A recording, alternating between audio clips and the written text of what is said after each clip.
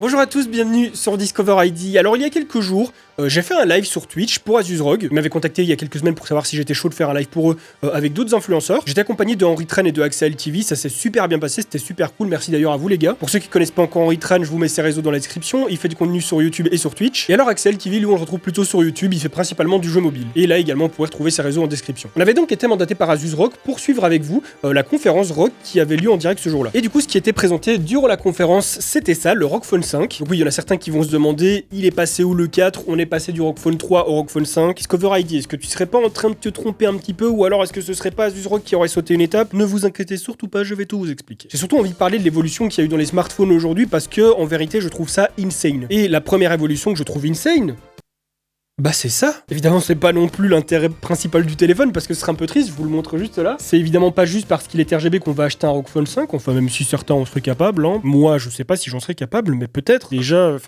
moi j'ai pas de RGB sur mon téléphone. Y a rien, il est fade, il est triste, bon, il est quand même plus petit. On n'est pas sur le même gabarit, hein. Là on est quand même sur un gros pavé, c'est quand même plutôt grand. Et évidemment vous pensez bien que je suis pas là juste pour vous dire, ah regardez ce téléphone il est RGB, putain voilà. Bon, il coûte pas loin de 1000 €, mais il est RGB. Parce que clairement, on se serait claqué, vous imaginez même pas tout ce qu'il y a dans ce téléphone. Moi, en fait, c'est ça qui me bluffe. C'est le sujet que je vais aborder aujourd'hui en vous présentant ce téléphone, c'est que le nombre de technologies qui sont mises maintenant dans les téléphones, les prouesses techniques qu'on arrive à faire aujourd'hui, c'est dingue. Faut savoir que ici, on est sur un smartphone gaming. On n'est pas sur un téléphone que t'achètes juste pour l'avoir au quotidien, pour pouvoir appeler, pour pouvoir aller sur tes réseaux, faire de la photo, voilà, tout ça. Il peut le faire, évidemment, ça reste un téléphone. Mais c'est pas pour ça que tu vas l'acheter. Tu vas l'acheter pour le jeu. Et même si le gaming sur smartphone, il a évolué dans son coin en soum soum, moi, je vous avoue, j'ai découvert des trucs que je savais pas du tout. Je savais pas que c'était possible sur téléphone aujourd'hui. Et ben ouais, même si on suit pas, même si on n'est pas intéressé, ça évolue de ouf. Durant le live, il y a une personne dans le chat qui a dit quelque chose genre limite c'est une PSP le téléphone. Et en réfléchissant, je me suis dit mais en fait non, ce truc n'est pas une PSP, c'est même mieux. En performance, ça va même au-delà d'une PSP. Enfin je veux dire, imaginez-vous que dans ce bordel, il y a 18 Go de RAM. Rien que ça déjà, on est sur l'équivalent de ce que mettent les gens dans leur PC aujourd'hui, dans leur PC de jeu. Évidemment, je suis pas en train de vous dire que ça peut remplacer ou que ça peut rivaliser avec un PC gamer. C'est absolument pas du tout, enfin ça n'a rien à voir. Ça aussi durant le stream, il y a beaucoup de gens qui ont dit ouais, mais à ce prix-là, tu peux avoir un PC. Ce n'est pas un PC, ce ne sera jamais un PC. Il y a des voitures qui coûtent le prix d'un PC, tu vois ce que je veux dire? T'as même des voitures, des PC plus chers que les voitures, donc t'achètes du, je sais pas, t'achètes du pain, ça coûte 1 €, t'achètes un morceau de viande, ça en coûte 10, donc faut pas voir les choses comme ça, tu peux pas tout comparer comme ça, tu vois. Là, ce téléphone, c'est un petit peu pareil, c'est que t'achètes pas ce téléphone en te disant, ok, j'ai un PC miniature, parce que c'est pas ça, tu vois, c'est pas un PC miniature, t'as vraiment un phone qui est fait pour le gaming, qui est un accessoire à part, et tu payes certes la marque parce que c'est Asus ROG, tu vois, c'est pas un truc lambda, mais tu payes aussi tout un développement derrière, déjà la partie mécanique du téléphone, enfin toute la tech qu'il y a dedans, tu payes le design, mais tu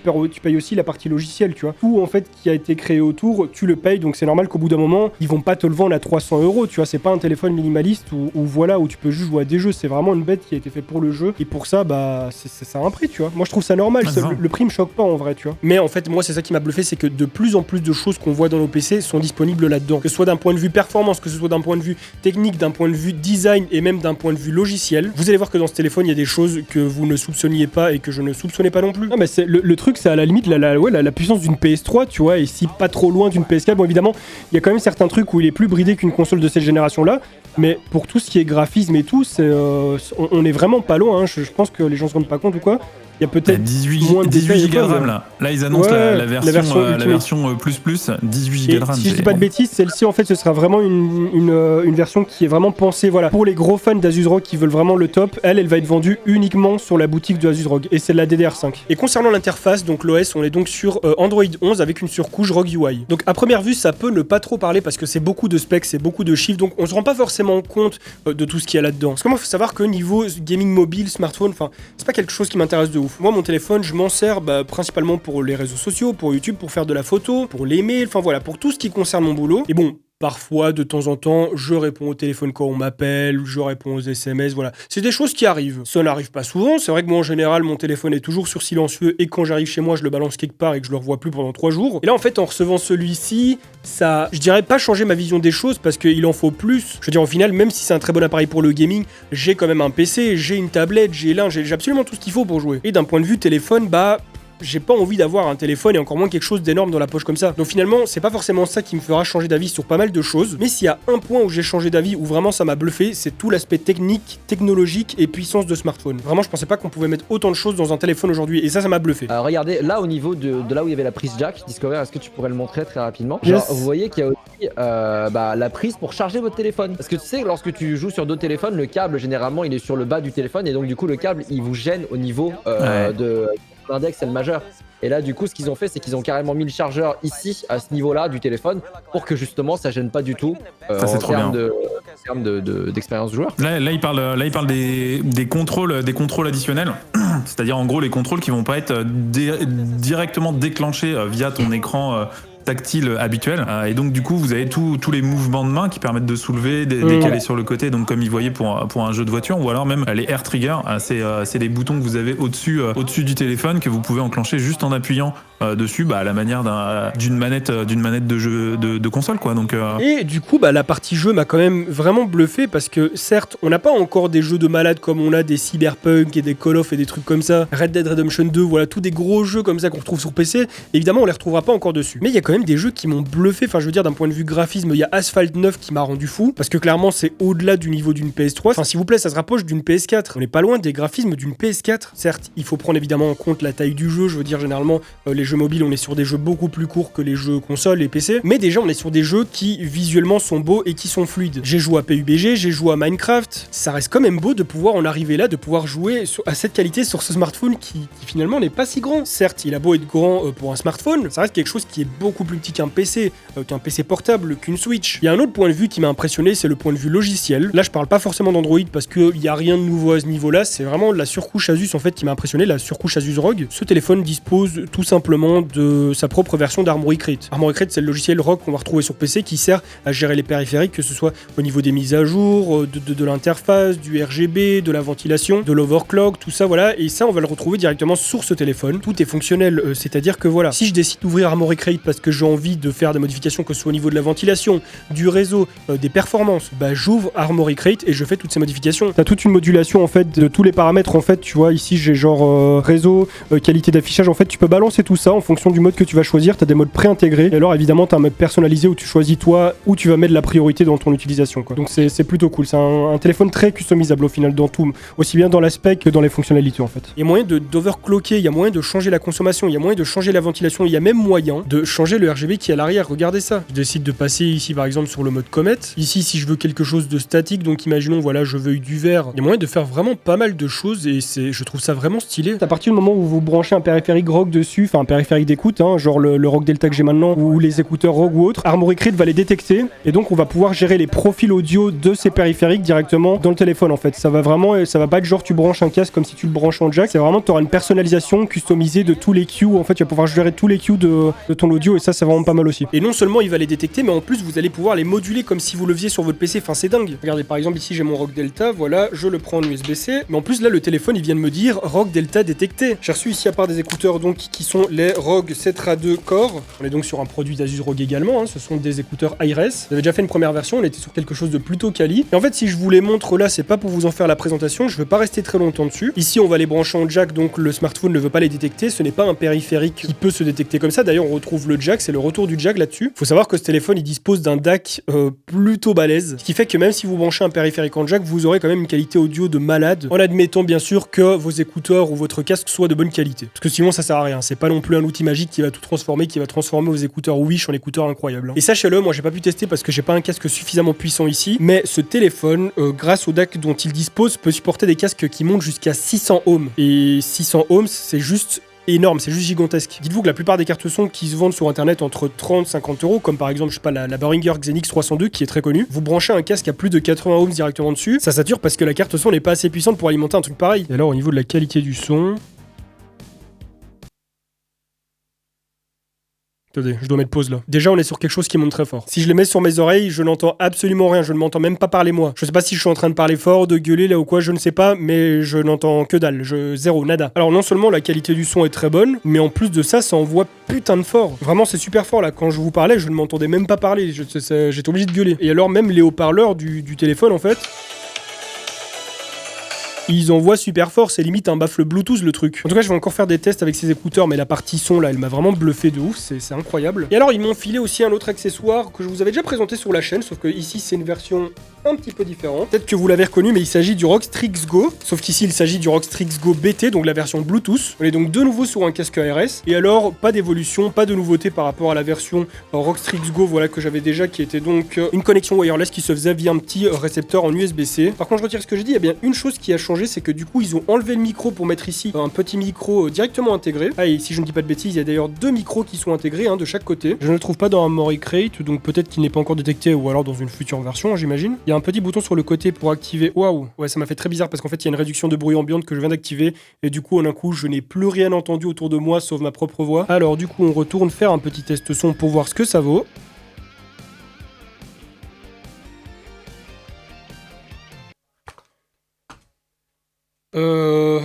Ça m'a fait un petit peu redescendre là parce que je vous avoue que je suis pas fan du tout de la qualité son. Je pense pas que ce soit le casque en lui-même, je pense pas que ce soit la technologie qui soit de mauvaise qualité, loin de là. C'est juste peut-être le profil audio, l'empreinte sonore ou quoi dont je suis pas super fan. Clairement là j'ai écouté du son avec des basses et je ressens pas les basses en fait. Il ressemble très pour très au premier Rockstrix Go, sauf que du coup il y a plus le trou pour insérer le micro. Mais sinon du coup c'est le même casque, de la même qualité de fabrication, il se plie de la même façon, vraiment très pratique. Les arceaux toujours de si bonne qualité ici, vraiment pas mal du tout. Mais d'un point de vue qualité de son, ouais je suis pas convaincu pour l'instant. Et du coup je verrai en parallèle à cette vidéo avec Asus ROG. Là bon bah étant donné que je la sors dimanche et qu'on est samedi, j'ai pas forcément le temps d'aller les voir pour faire des réglages, pour savoir au quoi de poser les questions. Donc on n'est pas encore sur mon avis définitif sur le casque, là c'est juste qu'il m'a pas convaincu pour le coup. Il parle de justement la latence quand vous touchez le téléphone, le temps finalement entre le moment où vous appuyez sur le téléphone et le moment où la commande est vraiment très interprétée et envoyée finalement au serveur, et finalement ce temps de latence est très très faible, et notamment pareil quand vous gardez que vous vous déplacez directement, c'est pareil, ça augmente, ça diminue votre latence, et donc du coup bah vous êtes beaucoup plus réactif qu'un adversaire, mine de rien. Oui effectivement, c'est ce qu'on disait tout à l'heure. Ça peut faire la différence entre un top 1 et une mort quoi. Et tout ça moi je trouve ça dingue parce que depuis tout à l'heure ce que je fais c'est pas du téléachat, là je suis pas en train de vous dire oui ce téléphone c'est le meilleur, il a ci, il a ça, c'est juste que le nombre de technologies, de choses qui ont évolué dans le smartphone, mais toute la technologie qu'il y a là-dedans c'est assez insane, c'est impressionnant, et on pourrait se dire que ça bouffe beaucoup trop vite la batterie, que ça chauffe beaucoup trop, mais tout ça c'est des choses auxquelles ils ont pensé et qui ont leur solution, c'est ça le plus marrant en fait. Déjà sur la batterie, il faut savoir qu'on est sur une batterie de 6000 mAh, c'est plutôt pas mal, c'est plutôt de la grosse batterie, sachant que voilà, aujourd'hui les powerbanks on va entre 10 000 et 20 000, je sais pas si ça a évolué plus, mais bon, les powerbanks pas trop grands et à prix raisonnable, ça varie entre 10 000 et 20 000. Et donc ici notre batterie de 6000 mAh, elle est subdivisée en 2 blocs de 3000 mAh.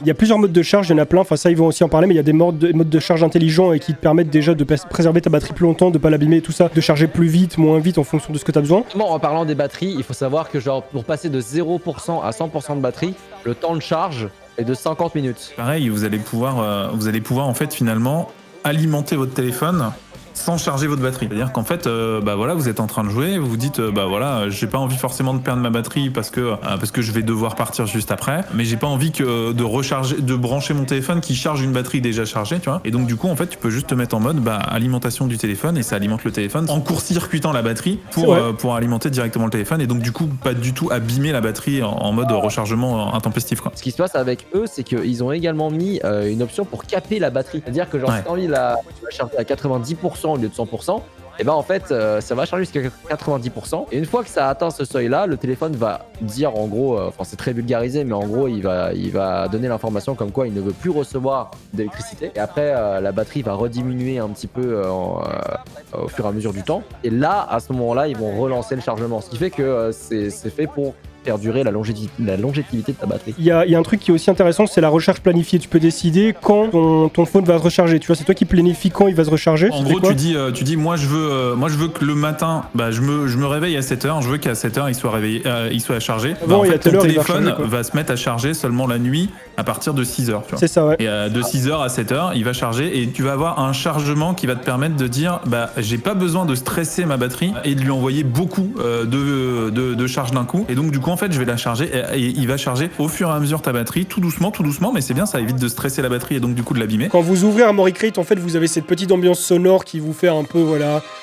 Vous avez l'impression d'être dans l'espace, dans un vaisseau spatial avec des trucs hyper high-tech. C'est trop génial, c'est trop bien. Et donc ici, vous pouvez le voir, je peux moduler la vitesse du ventilateur ou alors décider de la mettre en automatique. Et du coup, comme vous pouvez le voir, maintenant j'ai un ventilateur qui va venir refroidir ce téléphone davantage si j'avais peur qu'il chauffe trop ou si voilà l'utilisation est longue, si elle est excessive ou quoi. Et ça, mais je trouve ça trop bien. Après, évidemment, le petit avec ça, c'est que c'est un accessoire à acheter séparément. Et c'est ça le truc qu'il y a aussi, c'est que du coup, si vous l'optimisez votre expérience de jeu, il va falloir investir davantage. Et du coup, avec des accessoires comme ceci, ça vient améliorer les fonctionnalités, l'ergonomie. Ici, ça vient améliorer le refroidissement de votre téléphone. Donc même si de base il chauffe pas trop non plus, je veux dire c'est pas l'accessoire indispensable dont vous avez absolument besoin. Si vous ne l'avez pas, c'est pas grave. Mais le fait de l'avoir avec, c'est un petit plus, voilà, une petite ventilation en plus, un petit RGB supplémentaire, des petites gâchettes, pourquoi pas. Je pourrais encore vous parler de plein de choses comme l'hyperfusion qui permet d'utiliser et le Wi-Fi 6 et la 5G en même temps. Le Rock Connect qui est une plateforme communautaire sur laquelle vous pouvez partager vos profils Armoury Crate, que ce soit les réglages de la ventilation ou le rétroéclairage. Vous pouvez également partager vos derniers moments avec la communauté. Si vous faites un sale kill ou quoi que vous l'avez filmé, vous pouvez le partager directement dessus. Ça, c'est des choses dont je pourrais encore vous parler, mais voilà. Je suis pas ici pour faire l'apologie de ce téléphone, vous faire une grosse présentation. J'en ai déjà parlé bien parce que pour moi, il fallait en parler. C'est quelque chose qui a évolué de ouf par rapport à avant, et moi, c'est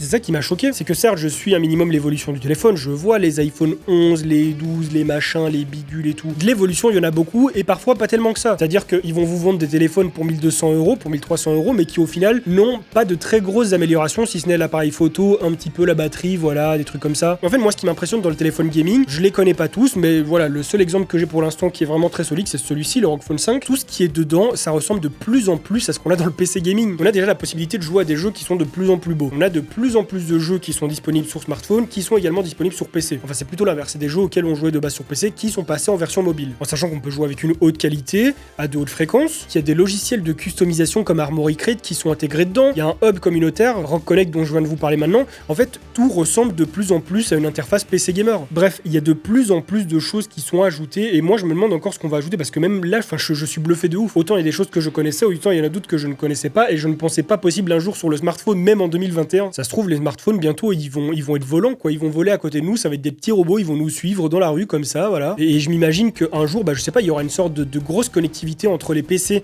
et les smartphones, mais qui sera vraiment super utile. Genre, vous imaginez, je sais pas, la plateforme Steam évolue en même temps que les phones, et il crée un Steam qui est disponible sur téléphone, sur lequel vous pouvez jouer à n'importe quel jeu. Et quand je dis jouer, c'est pas streamer le jeu comme le font certaines plateformes, c'est vraiment le jouer tellement que le téléphone est puissant. Donc ça veut dire que, comme pour la Switch qui est en mode hybride, genre vous la jouez soit en portable, soit en salon, imaginez, vous commencez une partie sur votre PC, mais voilà, vous devez vous déplacer et vous avez envie de jouer avec votre téléphone, vous reprenez votre partie directement dessus. Ça, ce serait insane, et je suis sûr qu'un jour ça va arriver. Jusqu'où on va aller? Moi, c'est ça que je me demande, c'est pour ça que j'avais envie de faire cette vidéo, c'est pour ça que j'ai fait ce live. Axel TV, lui qui est un joueur smartphone dont tout le contenu YouTube est dédié à ça, lui-même il était vraiment bluffé par ça, il a vraiment trouvé ça aussi impressionnant. Et Henri, lui qui est plutôt comme moi pour ça, il sert de son téléphone pour bosser, pour communiquer, mais lui voilà, comme moi c'est un joueur mobile occasionnel, donc c'est de temps en temps, et pareil, il a été impressionné par l'évolution de ce truc là, ça va trop vite. Mais bref, c'est un sujet que je maîtrise pas de ouf, le smartphone, encore moins le smartphone gaming, mais dont j'avais quand même envie de parler parce que je suis pas mal la marque ASUSRock. Cette vidéo n'est absolument pas sponsorisée, il y a 0 €, nada. Le téléphone il me le laisse pas, je vais le renvoyer, donc voilà, c'est même pas pour avoir du matériel ou quoi, non, c'est juste que j'avais envie de faire ces vidéos parce que je trouve ça impressionnant en fait. Autant le secteur hardware PC, je le suis tout le temps, donc je vois l'évolution en direct, c'est à chaque fois progressif, mais là tout m'est venu d'un coup en fait, toute la puissance du téléphone, tout ce qu'il y a dedans, c'est venu d'un coup, je ne connaissais pas, et je trouve ça insane, je trouve ça vraiment fou. Vous n'hésitez pas à me dire dans les commentaires ce que vous en pensez. En tout cas, moi ça m'a fait vraiment super plaisir de faire cette vidéo, d'avoir fait ce live avec Henri et Axel TV. Vous pouvez retrouver tous leurs réseaux dans ma description. Si cette vidéo vous a plu, comme d'habitude, je vous invite à la liker et à la partager pour me soutenir, à vous abonner à ma chaîne YouTube sans oublier de cliquer sur la petite cloche pour recevoir des notifications lorsque je vais sortir de nouvelles vidéos, à me follow sur mes réseaux Twitter, Instagram, Twitch, et si vous aimez bien les vidéos hardware et chill du dimanche, n'hésitez pas à regarder des vidéos qui s'affichent actuellement à l'écran. Et sur ce, on se retrouve très bientôt pour une nouvelle vidéo. En attendant, portez-vous bien. Bye les gens.